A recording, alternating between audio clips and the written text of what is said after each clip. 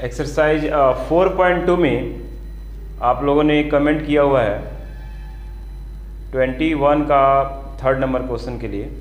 तो देखिए इस क्वेश्चन को हम सॉल्व करते हैं और आप लोग जहाँ तक सॉल्व किए हो वहाँ तक मिलाना और कंपेयर करना कि कहाँ पे कौन सा ऐसा स्टेप रह गया जहाँ से आपसे आगे बन नहीं रहा। ये क्वेश्चन बहुत इंपॉर्टेंट है। इसके पिछले वीडियो में भी इसी से रिलेटेड हम क्वेश्चन बनाए हैं, तो वो वीडियो भी आप लोग देख ले तो और अच्छा से समझ में आ जाएगा। ये उसमें हम बताए हैं कि कैसे जो कॉमन पॉइंट्स है उसको मानना है। फिर से एक बार बता देते हैं। सबसे पहले ऐसे क्वेश्चन में आपको स्टूडेंट जो कॉमन पॉइंट्स है उनको देखना पड़ता है। x² + 3x x² + 3x clear है। एक चीज़ और इसमें ध्यान देना है, आपको ये दो तरह से बना सकते हैं। अगर आप x² + 3x को y मानते हो तो भी बन जाएगा, और x² + 3x + 2 को भी y मानोगे तो भी बन जाएगा। ठीक है, अगर आप x² + 3x को y मानोगे तो यहाँ पे y आएगा, तो यहाँ पे y + 2 आएगा, तो फिर a + b के होल स्क्वायर पे लिखना पड़ेगा। थोड़ा सा लंबा होगा बट बन जाएगा। और अगर आप इस टोटल को y मान लो और आसानी से बन जाएगा। तो हम यहाँ पे लिखेंगे माना कि x² + 3x + 2 = y। अब x² + 3x से वैल्यू निकालना हो तो स्टूडेंट ये +2 है, उधर जाकर क्या हो जाएगा -2 हो जाएगा, यानी x² + 3x = क्या हो जाएगा स्टूडेंट्स y - 2 हो जाएगा। इसको हम इक्वेशन फर्स्ट मान लेंगे। इक्वेशन समीकरण फर्स्ट में x² 3x + 2 का मान रखने पर, का मान y रखने पर, जब हम ये मान रखेंगे इसके जगह पे तो क्या इक्वेशन हमारा बनेगा इक्वेशन y² - 8। और यहाँ पे 3x x² + 3x है, तो x² + 3x की वैल्यू निकालें हम। x² + 3x की वैल्यू क्या है स्टूडेंट्स y - 2 है, तो यहाँ पे आ जाएगा y - 2 - 4 = 0। ये हो जाएगा आपका y² माइनस का 8y और -8 दूना 16, -16 + 16 हो जाएगा, और यहाँ पे -4 = 0। तो ये हो जाएगा स्टूडेंट्स y² - 8y, और ये सॉल्व कर कितना हो जाएगा 12 = 0। अब आपको इस क्वेश्चन को बनाने के लिए द्विघात सूत्र का इस्तेमाल करना, बट यहाँ पे नहीं करना है। जो हम माने हैं यहाँ पे जो y के मान मिल जगह रखेंगे तब इस्तेमाल करेंगे, यहाँ पे नहीं करना है। यहाँ पे आपको फैक्टराइजेशन मेथड का इस्तेमाल करना है, गुणनखंड विधि का इस्तेमाल करना है। अगर इसका फैक्टराइजेशन नहीं निकलेगा तब आप द्विघात सूत्र का इस्तेमाल करोगे। क्वेश्चन ने बोला है द्विघात सूत्र का इस्तेमाल करने के लिए, कि जब y का मान मिल जाएगा हम यहाँ पे करेंगे। ठीक है, यहाँ पे गुणा करने पर 12, इसका कोएफिशिएंट 1 है, मल्टीप्लाई कर दिए 12, ऐड करने पे -8y, ये साइन मेन होता है, ये तो रिजल्ट देता है। तो जोड़ने पर -8, कौन सा नंबर -6 और -2, -6 और -2 सेम साइन स्टूडेंट जुड़ता है, चाहे माइनस में प्लस में हो, अपोजिट माइनस होता है। तो ये क्या हो जाएगा -6 और -2, तो क्या हो जाएगा क्वेश्चन हो जाएगा यहाँ पे y² - 6y - 2y, और यहाँ पे +12 = 0। अब आप अगर देखें तो इन दोनों में क्या कॉमन है, इन दोनों में कॉमन है y।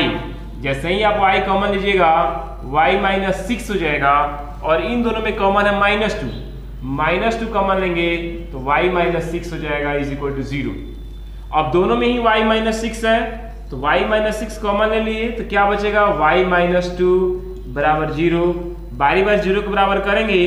दो टर्म गुणन पर कब 0 होता है, जब दोनों में से कोई एक 0 हो या दोनों 0 हो, बट हमें पता नहीं है, इसलिए हम क्या करते हैं कि यहाँ पे दोनों स्टेप को बारी बारी से 0 के बराबर करते हैं। तो पहला 0 के बराबर करेंगे तो यहाँ से आपको मिलेगा y = 6, और दूसरा करेंगे y - 2 = 0, तो यहाँ से मिलेगा y = 2 मिलेगा। यानी आपको दो वैल्यू मिल गया, y का 6 मिल गया और 2 मिल गया। अब बारी बारी से इन y का इस्तेमाल करेंगे। पहला इस्तेमाल करते हैं जब y = 6, जब y = 6 होगा, तो जो माने हैं वहां पे आपको 6 रखना है यहाँ पे। तो क्या इक्वेशन हो जाएगा x² + 3x + 2 = 6। ठीक है, तो ये आएगा माइनस हो जाएगा x² + 3x - 4 = 0। स्टूडेंट्स ये +6 है, इधर है तो -6 हुआ, और -6 में से 2 घटेगा तो बचेगा -4। अब यहां से आप ए बी सी का मान लिख सकते हो, लिख सकते हो x² + 3x - 4 बराबर 0 की तुलना ax² bx + c बराबर 0 से करने पर क्या मिलेगा। यहां से अगर आप करोगे तो यहां से मिलेगा a बराबर 1, b बराबर 3 और c बराबर -4। फिर द्विघात सूत्र का इस्तेमाल करने से पहले आपको क्या बोला गया है कि सबसे पहले आप d डिस्क्रिमिनेंट का मान निकालिए, यानी विवेचक जो है उसकी वैल्यू निकालिए। क्या होता है विवेचक? d बराबर होता है b² - 4ac।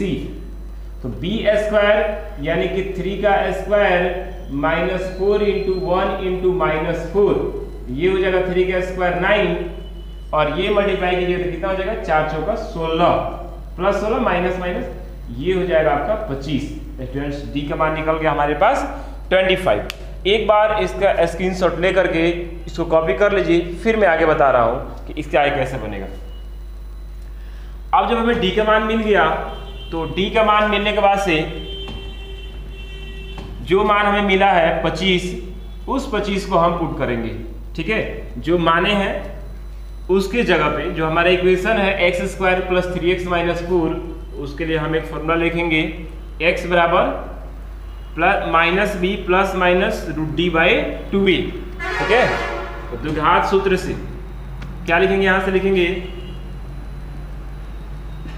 द्विघात सूत्र से क्या होता है, x बराबर होता है -b ± √d/2a। ठीक है, तो -b, तो -b का मान कितना है स्टूडेंट्स? b का मान है 3, तो -3 ± √d, d का मान है 25 बटा 2a, 2a का मान है 1, ये हमारे पास क्या हो जाएगा -3 ± 5/2। ठीक है, तो x = 2 मान मिलेगा। x = क्या लेंगे? -3 + 5/2 और x = -3 - 5/2। जब यहाँ पे आप हल करोगे तो x का मान कितना हो जाएगा? 5 में से 3 गया, 2 बचेगा, और 2 में 2 से कटेगा, x का मान 1 बचेगा। और यहाँ से क्या मिलेगा? ये मिलेगा -3 - 5 -8, और ये मिलेगा 4। x का मान क्या मिलेगा? 4 मिलेगा। चलिए, हमें जो मान मिल रहा है उस मान को हम यहाँ पे नोट करते जाते हैं। हमें x बराबर क्या मिल गया स्टूडेंट्स? x बराबर हमें 1 मिल गया, कॉमा x बराबर क्या मिल गया? -4 मिल गया। ठीक है, अब जब y का मान हम 2 लेकर हल करेंगे तो फिर एक सेम इसी तरह का इक्वेशन आएगा, उसको भी हम हल करते हैं। पहले आप इसका स्क्रीनशॉट ले लीजिए, जो वैल्यू है इसका जो आंसर आ रहा है उस आंसर को इसमें हम इस बॉक्स में लिखते चलते हैं कि कितना आएगा। इस बॉक्स में हम इसको हम नोट करते जाते हैं। चलिए, 2 मान हमें मिल गया, पहले इसका स्क्रीनशॉट ले करके एक बार नोट कर लीजिए, फिर मैं आगे बता रहा हूँ। चलिए, अब हमें y का मान 2 रखना है। y का मान हमें 2 रखना है, जो हमारे हैं 3x + x² + 3x + 2 बराबर y माने हैं।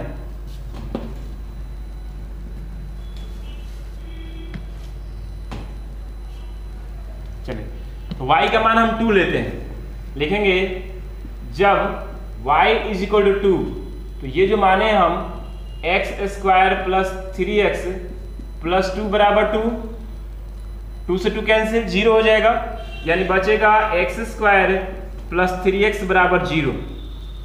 यहां से इसकी तुलना x² + 3x बराबर 0 की तुलना ax² bx + c बराबर 0 से करने पर क्या मिलेगा आपको? जब आप तुलना करोगे तो a का मान मिलेगा आपको 1, b का मान मिलेगा 3, और c तो है ही नहीं तो 0 हो जाएगा। फिर आपको d निकालना है। d क्या होता है? b² - 4ac। तो b² यानी कि 3 का स्क्वायर -4 × 1 × c का मान 0, ये तो 0 हो गया, बचेगा आपका सिर्फ यहाँ पे 9। चलिए, जब d का मान मिल गया 9, तो अब आपको x का मान निकालना है द्विघात सूत्र से। क्या लिखेंगे? द्विघात सूत्र से। क्या होता है द्विघात सूत्र से? x बराबर -b ± √d/2a। तो माइनस बी का मान कितना है 3 है, तो -3 प्लस माइनस रूट डी का मान 9 और बटा 2a का मान यहाँ पे हो जाएगा 1। जब इसको हल करेंगे तो -3 प्लस -3 और बटा 2। अब स्टूडेंट्स एक बार आपको प्लस लेना और एक बार माइनस लेना है, तो क्या हो जाएगा, यहां से लिखेंगे x बराबर -3 प्लस 3/2 और इधर हो जाएगा x बराबर -3 जब आप इसको हल करोगे तो 0 आएगा, और इसको जब आप हल कीजिएगा तो -3 -6 और -6 में 2 से डिवाइड कीजिएगा -3, यानी x का मान क्या आ गया 0 आ गया और x का मान आ गया -3। स्टूडेंट्स इसके जो है 4 आंसर आपके दिए गए हैं, 1 0 -3 -4, देख सकते हो 1 0 -3 -4, ये आपके चारों आंसर आ गए। तो इसके आधार पर एक क्वेश्चन हम जरूर देंगे होमवर्क में, जिसको आपको सॉल्व करके उसको व्हाट्सएप ग्रुप में शेयर करना है या उसके आंसर को कमेंट बॉक्स में जरूर लिखिए। और भी क्वेश्चन है इसमें जो आप लोगों ने पूछा हुआ है, इसको आप कॉपी कीजिए, इसके बाद मैं बता रहा हूँ।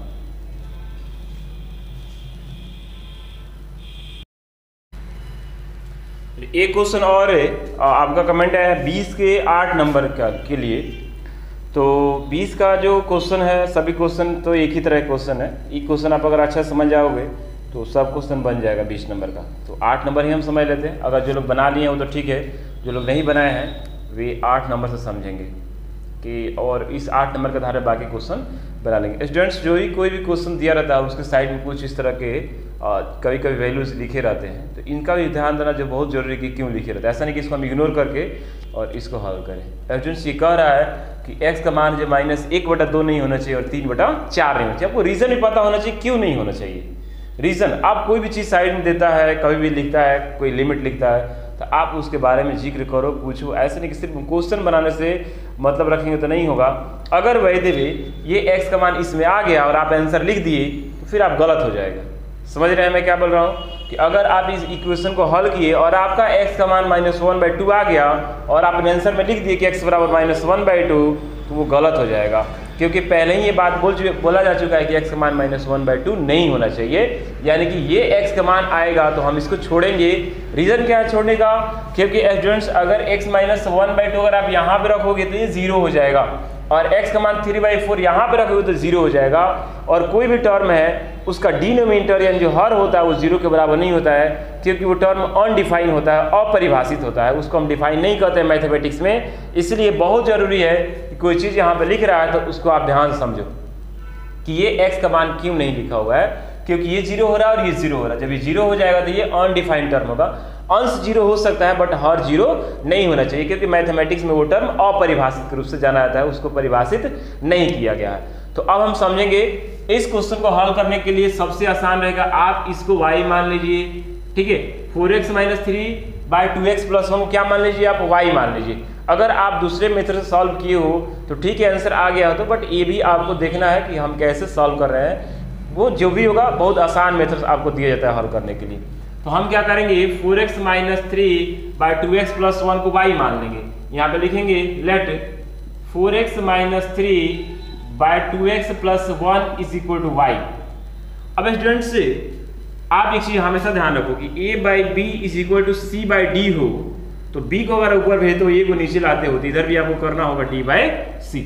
ये क्रॉस मल्टीप्लिकेशन द्वारा आप इसको देख सकते हो।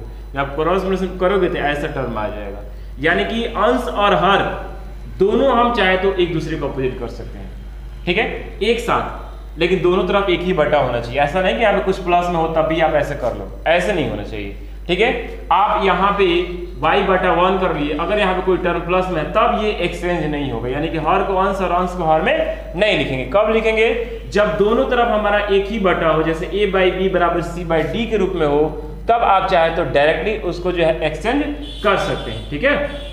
तो हम कर क्यों रहे हैं, क्योंकि इसके जगह पे हमें लिखना है, ये तो हमें y लिख देंगे इसके जगह पे जब y माने हैं तो, बट इसके जगह पे क्या लिखे हैं, क्योंकि यहाँ पे 2x + 1 तो ऊपर है, 4x + 3 नीचे है, तो इसलिए हम लिख सकते हैं यहाँ से 2x + 1/4x - 3 = 1/y। चलिए अब क्या करते हैं, हम मान पुट करते हैं। ये हमारा जो 4x - 3 है, यहाँ पे 4x - 3/2y + 1 है, तो इसकी जगह पे क्या चल जाएगा स्टूडेंट्स y, और इसकी जगह पे क्या चल जाएगा 1/y चल जाएगा। इसको चाहे तो हम इक्वेशन फर्स्ट लिख सकते हैं और लिखेंगे यहाँ से समीकरण फर्स्ट से। क्या लिखेंगे समीकरण फर्स्ट से? तो लिखेंगे यहाँ पे y minus 10 into 1/y is equal to 3। ठीक है, यहाँ पे y आ गया और यहाँ पे 1/y आ गया, और जब मल्टीप्लाई कीजिएगा तो ये क्या हो जाएगा -10/y बटा 1 करके अगर आप एलसीएम निकालना चाहें तो यहाँ पे एलसीएम तो y हो जाएगा, 1 से डिवाइड कीजिएगा y बाद में कटेगा, यहाँ पे आ जाएगा y², y से डिवाइड कीजिएगा 1 बार में कटेगा, 1 से 10 में गुणा कीजिएगा 10 इज इक्वल टू क्या हो जाएगा 3 हो जाएगा। फिर यहाँ से क्रॉस मल्टीप्लिकेशन कीजिए तो y² - 10 बराबर क्या हो जाएगा 3 हो जाएगा, y² - 10 बराबर हो गया 3y, सॉरी ये गुणा हो जाएगा 3y हो जाएगा। अब आप 3y को इधर लेके आ जाइए तो y² - 3y - 10 बराबर 0। जब भी आप इक्वेशन बनाएं तो एक बार उसको जरूर देखें कि वह किस विधि से हल करने के लिए आपसे क्वेश्चन में बोला है। अगर वो विधि का नाम नहीं लिया है तो आप फ्री हो, आप द्विघात सूत्र से हल कर सकते हो, फैक्टराइजेशन मेथड से हल कर सकते हो, या पूर्ण वर्ग विधि से हल कर सकते हो, वो आपके ऊपर डिपेंड करता है। तो यहाँ पे तो सिर्फ बोला है निम्नलिखित समीकरण का हल करें, तो वो हमारे ऊपर डिपेंड करता है कि हम कौन सा विधि अपनाएं। हालांकि क्वेश्चन सबसे जल्दी फैक्टराइजेशन मेथड से बनता है, लेकिन अगर फैक्टर निकले तब, अगर आप फैक्टर निकालने फंसते हो तो फिर ज्यादा समय देने की जरूरत नहीं है स्टूडेंट्स। ABC का मान लिख करके और हम द्विघात सूत्र का प्रयोग करेंगे, वहां से भी हमारे पास जल्दी बन जाएगा। ठीक है, तो अब हम क्या करेंगे, यहाँ पे देख लेंगे एक बार कि अगर आ रहा है कि नहीं। गुणा करने पे 10 और घटाने पे 3, कौन सा नंबर है 10 का फैक्टर निकाल लीजिए रफ पे और 2 नंबरों में उसको कन्वर्ट कर लीजिए, खुद पता चल जाएगा। तो गुणा करने पे 10, घटाने पे 3, 5 और 2 है, 5 दूना 10 और 5 में से 2 जाएगा 3, लेकिन घटाने पर -3 चाहिए तो 5 के आगे हम माइनस लगा देंगे और 2 के आगे प्लस लगा देंगे, साइन तो अपोजिट करना है घटाने के लिए। तो क्या हो जाएगा, ये हो जाएगा y² - 5y + 2y - 10 बराबर 0। अगर कोई स्टूडेंट्स यहाँ पे 2y - 5y लिखता है उसका भी सही है, वो भी सेम आंसर आएगा, उससे घबराने की आवश्यकता नहीं है। साइन ऑपोजिट होना चाहिए और बड़े नंबर के आगे माइनस होना चाहिए, क्योंकि हमें आंसर माइनस में लाना है। अब आप देखिए इन दोनों में हमारे पास y कॉमन है तो y - 5 हो जाएगा, और इन दोनों में 2 कॉमन है तो ये हो जाएगा y - 5 बराबर 0। अब स्टूडेंट्स दोनों में आप देखिए y - 5 कॉमन है तो y - 5 को कॉमन लेंगे तो हमारे पास बचेगा y + 2 बराबर 0। दो टर्मों का गुणनफल कब 0 होता है, बार बार ये बात बोल रहे हैं, जब दोनों के 0 के बराबर हो कोई एक 0 हो, लेकिन हमें तो पता नहीं है ना कौन 0 है, इसलिए हम दोनों को बारी बारी से 0 के बराबर करेंगे। तो y - 5 बराबर 0, तो y = क्या हो जाएगा आंसर हमारे यहाँ पे 5 आ जाएगा, और y + 2 बराबर 0 तो y = क्या आंसर आ जाएगा हमारे पास यहाँ पे -2 आ जाएगा।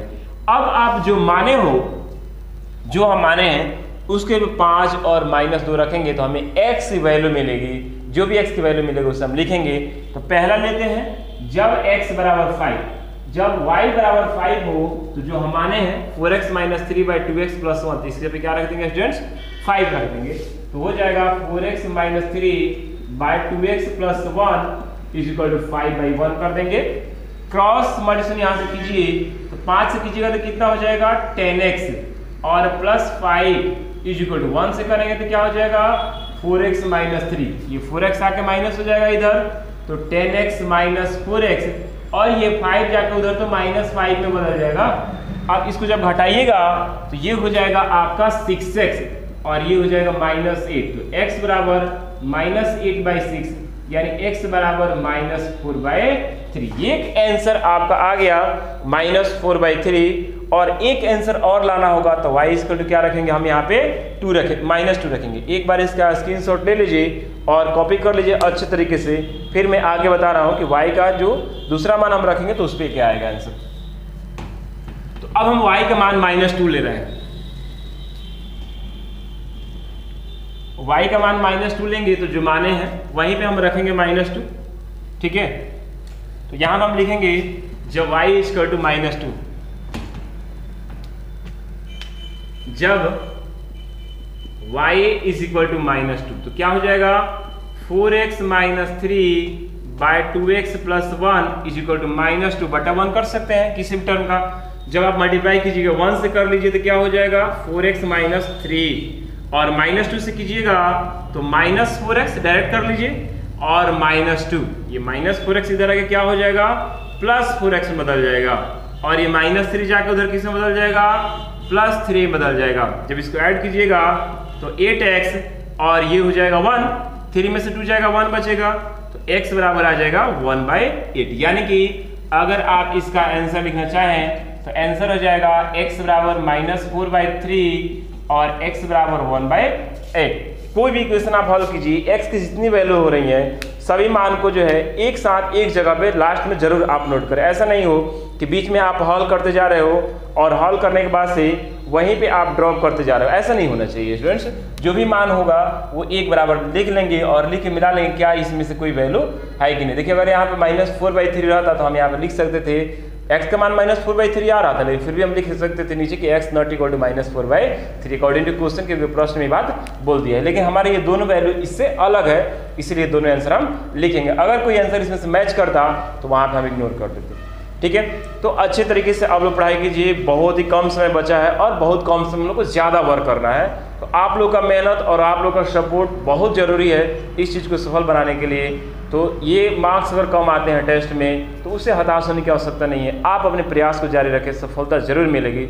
उसी को सफलता मिलती है जो प्रयास जारी रखते हैं। जो स्टूडेंट प्रयास नहीं करते हैं उन्हीं सफलताएं नहीं मिलती हैं। बहुत सारे स्टूडेंट ने कसम खा लिया कि नहीं हम नहीं टेस्ट देंगे या हम नहीं पढ़ेंगे या हम नहीं होमवर्क बनाएंगे। उनको अभी कुछ समझ में नहीं आएगा, लेकिन बाद में उन्हें बहुत दुख होगा इस बात का कि हम बहुत एक गोल्डन जो हमारे पास एक अपॉर्चुनिटी था, जो चांस था, वो हम मिस किए हैं। उन्हें अभी एहसास नहीं होगा। इस लॉकडाउन में बहुत ज़्यादा समय आप लोग का वेस्ट हुआ है, इसीलिए आप लोग जितना ज़्यादा से ज़्यादा हो सके मेहनत करें और जितना ज़्यादा से ज़्यादा हो सके क्वेश्चन बनाएं। जो हम क्वेश्चन देंगे होमवर्क में वो लोग भी बनाएं। ठीक है, चलिए इसका स्क्रीनशॉट लेकर कॉपी कर लीजिए। और इस चैनल पे जो नए हैं अगर उन्हें वीडियो पसंद आती है तो उसे शेयर करना और चैनल को सब्सक्राइब करना ना भूलें। और 1 जुलाई से आप लोग तैयार रहें। इसमें हम NCERT की जो है सॉल्यूशन हर सैटरडे संडे या जो भी डे होगा हम बताएंगे। उस तरह से आपके NCERT के सॉल्यूशन जो इस पे दिए जाएंगे, सॉल्व कराए जाएंगे। और SF की जो बुक है वो क्लास में जैसे चल रहा था वैसे चल रहा है। और हम पूरा विश्वास के साथ कह सकते हैं कि मेरा सिलेबस पीछे नहीं है और नहीं होगा। जो पिछले बैच जिस समय पर खत्म हुआ है उसी समय पर बुला करके हम ये सारे बुक्स और सारे सिलेबस आपका कंप्लीट कराएंगे और रिवीजन कराएंगे। बट आप लोग अगर मेहनत करते रहिएगा अच्छा तो मैथ के लिए आप लोगों को सोचना नहीं पड़ेगा, अदर सब्जेक्ट पर आपको फोकस करना पड़ेगा, बाद में ज़्यादा दिक्कत होगा। बट अब मैथ के लिए आपको सोचना नहीं पड़ेगा। मैथ का सिलेबस आप कहीं भी पता कर सकते हैं। जितना चैप्टर आपको पढ़ाया गया है इस बुक से तो हम नहीं कर सकते, NCERT से कोई पढ़ा दिया अलग बात है, लेकिन SF से इतने चैप्टर अभी पढ़ाए नहीं गए होंगे। तो अच्छे से आप इसको कॉपी कर लीजिए। इसके बाद हम देखते हैं कौन सा क्वेश्चन बताने वाला है और उसके बाद आप लोगों को जो होमवर्क देंगे उस होमवर्क को अच्छे से आपको सॉल्व करना है। चलिए एक क्वेश्चन और आप लोगों ने कमेंट किया हुआ है 15 का 2 नंबर में, कमेंट बॉक्स में मैंने पूछा हुआ है 15 का 2 नंबर में। तो हालांकि ऐसे एक क्वेश्चन हम बता चुके हैं पिछले वीडियो में। आप लोग जो ही वीडियो अपलोड होता है पूरा वीडियो देखिए अच्छे से। तो इस टाइप का क्वेश्चन हम बता चुके हैं, फिर भी एक बार आप लोग समझ लीजिए। और इसके बाद हम होमवर्क जो देंगे वो आपको सब लोग को सॉल्व करके व्हाट्सएप ग्रुप में इसको शेयर करना है। उसके आंसर को यूट्यूब के कमेंट बॉक्स में भी आप चाहे तो लिख सकते हैं। तो हमारे पास ये इक्वेशन है और हल करना है, x का मान निकालना है। तो ऐसे क्वेश्चन में हम सेट करेंगे, गुणनखंड निकालना है बट इसको सेट करेंगे कि कैसे सेट हो जाएगा। तो हम सबसे पहले बोले थे आपसे a स्क्वायर का पहचान करने के लिए। तो ये किसका स्क्वायर है, ये 6x का स्क्वायर हो जाएगा। और जब a आपको मिल गया तो यहाँ के साइन के हिसाब से माइनस तो -2ab और प्लस तो +2ab लिखने की कोशिश करेंगे। तो पहले आप 2a लिखिए, जो बचेगा वो खुद b हो जाएगा। तो हम क्या लिखते हैं -2a, 2 × 6x। अब बताइए कि यहाँ पे क्या रखे कि 12ax आ जाए। यहाँ पे स्टूडेंट्स a रखेंगे तो क्या हो जाएगा 12a 6 दूना 12 और ax। अब जब b बचेगा उसका स्क्वायर आप सीधे कर दीजिए। उसका स्क्वायर स्वतः एक टर्म हो जाएगा, नहीं हुआ तो उसको हम प्लस माइनस करेंगे। बट ये कैसे स्वतः एक टर्म ही हमारा हो गया। उसके बाद हमारा बच रहा है -b का स्क्वायर इज इक्वल टू 0। यहाँ से लेके यहाँ तक एविडेंस एक फॉर्मूला पे सेट होगा। ये a square -2ab + b square क्या होता है a - b का होल स्क्वायर, जिसमें a का काम कौन कर रहा है 6x कर रहा है। तो 6x - a का होल स्क्वायर और -b का स्क्वायर बराबर 0। अब a स्क्वायर - b स्क्वायर क्या होता है a square - b square a + b × a - b। a + b, a हमारा हो जाएगा 6x - a और ये आ जाएगा a + b × ए हो जाएगा 6x माइनस ए और ये हो जाएगा b बराबर 0। अब बारी बारी से हमें x का मान निकालने के लिए दोनों टर्म को 0 के बराबर करना है। तो 6x माइनस ए प्लस b बराबर 0, तो 6x बराबर क्या हो जाएगा, ये दोनों जाएगा उधर, तो a माइनस बी हो जाएगा, a माइनस में तो प्लस है, b प्लस में तो माइनस, तो x इक्वल टू हो जाएगा a माइनस बी बाई 6। और उसी प्रकार से जब 6x माइनस ए माइनस बी बराबर आप 0 कीजिएगा तो दोनों जाकर प्लस हो जाएगा, तो ये हो जाएगा 6x बराबर a प्लस बी, तो x बराबर हो जाएगा a प्लस बी बाय 6 हो जाएगा। स्टूडेंट्स ये क्वेश्चन आपको समझ में आया कि नहीं? अच्छे से इसको कॉपी कर लीजिए स्क्रीनशॉट लेकर के, और इसके बाद जो हम होमवर्क में क्वेश्चन देंगे वो क्वेश्चन आपके 20 और 21 नंबर पे होंगे, क्योंकि ज़्यादा प्रॉब्लम आपका 20 और 21 से आया है कमेंट में, तो उस पर आप प्रैक्टिस करना बहुत ज़रूरी है।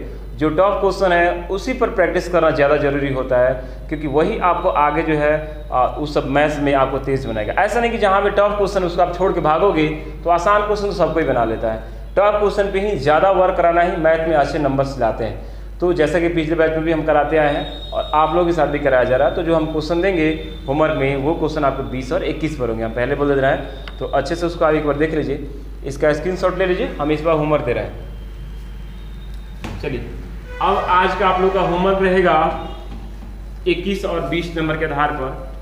तो उस क्वेश्चन को अच्छे से आपको सॉल्व करके और व्हाट्सएप ग्रुप में या यूट्यूब की कमेंट बॉक्स में भी आप चाहे तो आंसर को लिख सकते हैं। चलिए नोट कर लीजिए होमवर्क।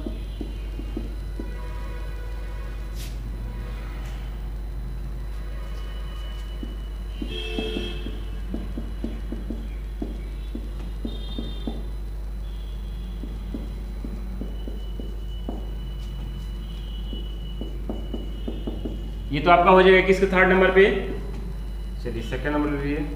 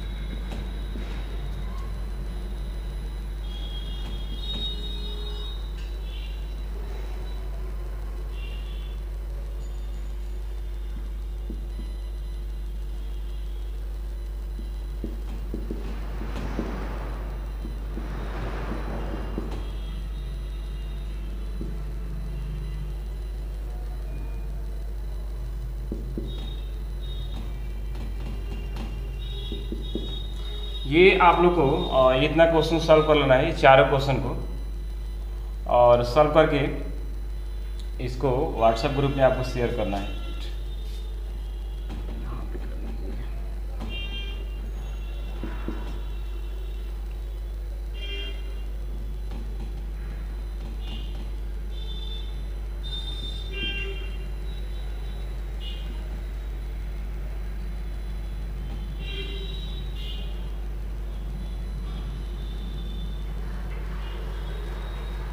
चलिए ये बना लीजिएगा आप चारों क्वेश्चन, चार